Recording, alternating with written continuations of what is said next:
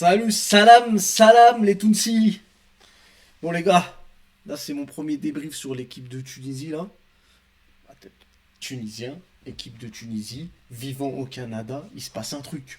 Vous voyez ce que je veux dire? C'est logique que je sois face à la caméra là tout de suite. Il y a un Brésilien, ah non il est de l'autre côté, on sait pas pourquoi. C'est comme ça. Belek peut-être il y a des jeunes ils vont aller ou de ce côté. C'est mieux de ce côté quand même. Mais bon bref. Parlons un peu de ce match-là, la Canada-Tunisie. Déjà, j'avais regardé Tunisie-Haïti, mais j'ai pas voulu faire débrief parce que, avec tout le respect que j'ai aux Haïtiens, voilà, tu vois pas. Voilà. Hein, en plus, c'était un match éclataxe, donc inutile. Mais là, je voulais vraiment voir justement ce que ça donnerait contre une équipe un peu plus élevée, avec des joueurs qui d'un autre standing que les joueurs d'Haïti. Et franchement, je suis mitigé. Je suis mitigé parce que on a des jeunes joueurs qui ont beaucoup de talent, mais on n'a pas les joueurs qui vont faire en sorte que ce talent soit mis à profit de l'équipe. Alors vous allez me dire c'est au coach de le faire. Je parle de la Tunisie bien évidemment, mais mais en fait, même avec un bon coach, c'est compliqué de savoir mettre en valeur les joueurs qu'on a quand tu n'as pas de milieu de terrain très expérimenté. Alors on a Skiri, mais tout seul, ça marche pas. Ça marche pas du tout. Donc franchement, j'ai vu du bon football. Après, c'est des mecs qui jouent dans le championnat d'Allemagne pour la plupart. Il y en a beaucoup, ça m'a choqué. Et c'est sûr que du coup, il y a du niveau. Mais maintenant, pour espérer quelque chose en Coupe du Monde, ce que j'ai vu contre le Canada, ça n'ira pas loin. Ça vole pas haut, comme dirait l'autre. Alors, tu peux avoir des satisfactions parce que voilà, tu as quelques joueurs techniques, tu as comme Skiri et Dira qui peuvent faire quelque chose au milieu de terrain, mais en vrai de vrai, quand tu regardes, par rapport à une équipe comme le Canada, qui est une équipe, à mon sens, du même niveau, on va dire, que nous. Donc, si tu n'arrives pas à faire une petite div sur ces équipes-là, ça va être compliqué. Ça va être compliqué. Je pense que le Japon est supérieur au Canada et les Pays-Bas, on n'en parle pas. Donc, à partir de là, voilà. Alors, même si le meilleur troisième peut passer, mais quand même, tu vois, tu te dis, mais en vrai de vrai, où est-ce qu'on va être? Donc, si les gens, si les Tunisiens sont prêts à mouiller le maillot et à se donner corps et âme dans le match, tu pourras faire la différence. Parce que, comme j'ai dit, il y a quelques joueurs qui ont de la technicité cachée, tu vois. Mais sinon, ça va être chaud. Maintenant, pour analyser ce match en particulier, c'était un match très disputé, je trouve. Je trouve que les deux ont mis du cœur à l'ouvrage. Alors, je sais pas si c'est la proximité qu'il y a, bien évidemment, pas en termes de pays, mais avec la communauté tunisienne qui vit au Canada et, et donc qui a peut-être fait que ce match était un peu disputé physiquement, alors que bon, ça restait un amical. Mais ça fait plaisir de voir que ça se donnait et qu'il y avait un petit sentiment d'ego et de fierté dans ce match-là. Maintenant, on sentait que c'était un match amical, un peu comme tous les matchs amicaux.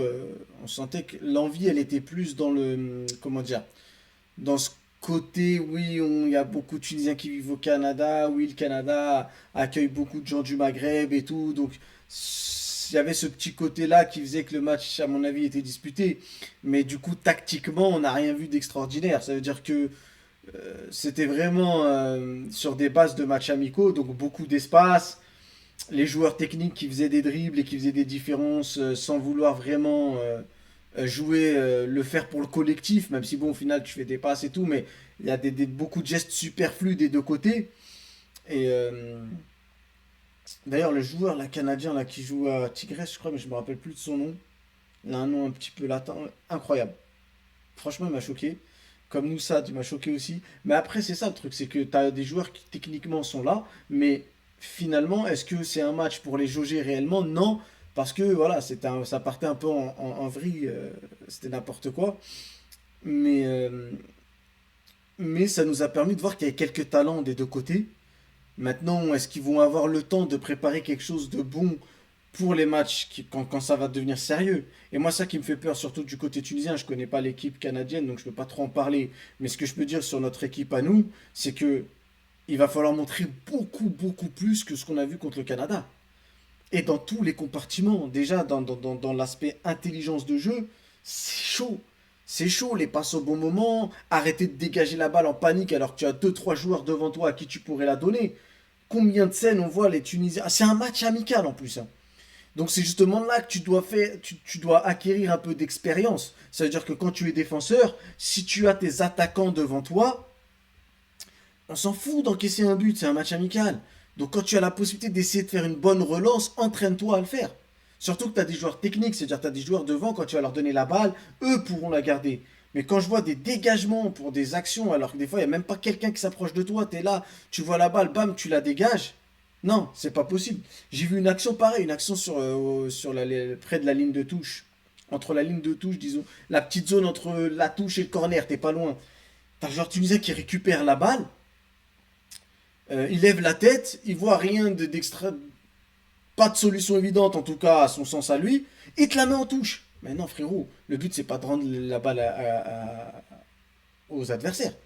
Essaye d'en faire quelque chose, c'est un match amical. C'est justement là que tu commences à te mettre des idées en tête de comment on ressort une balle, qu'est-ce qu'on fait, comment on contrôle le tempo d'un match.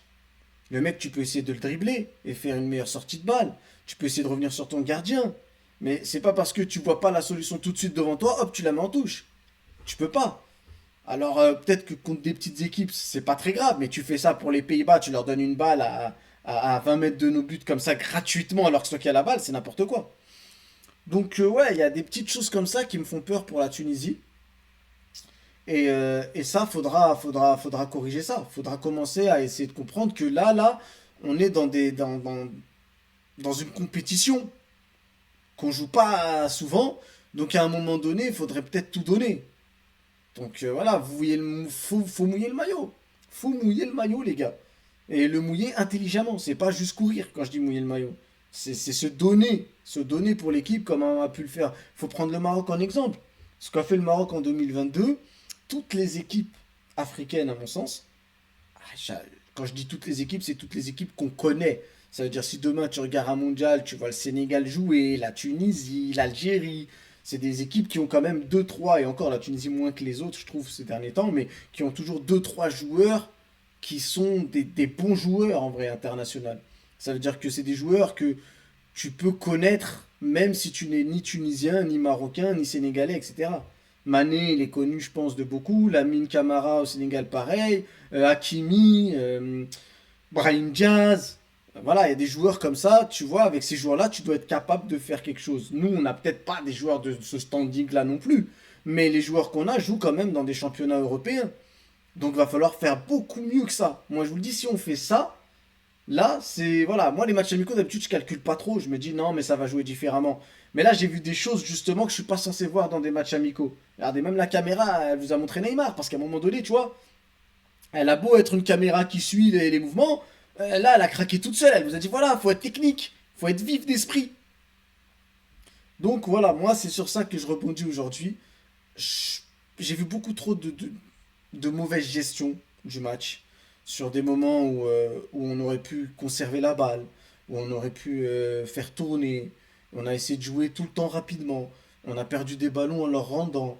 On donnait les ballons à nos attaquants parfois quand ils étaient isolés face à trois quatre joueurs. Ça finit en touche pour les autres. Et c'est le Canada en face, les gars. Canada, je suis désolé, hein, j'ai beau vivre au Canada, c'est une équipe light. Donc à un moment donné, light plus light, là ça a été trop light pour nous là. À un moment donné, il faut qu'on se réveille. Donc voilà, je ne vais pas aller plus loin, c'est rien, parce que c'est compliqué de débriefer les matchs amicaux, surtout les matchs de préparation. Tu fais beaucoup de changements, tu tournes et tout. Mais de ce que j'ai vu dans tout ce qui est technique, conservation de balles et surtout mental, ne pas paniquer, ça me fait peur. Parce que c'est un match amical et déjà voir que des fois tu paniques pour rien en tant que défenseur au milieu, franchement ça me fait flipper. Sur ce les gars, je vous dis salut, salam alaikum les frérots et prenez soin de vous.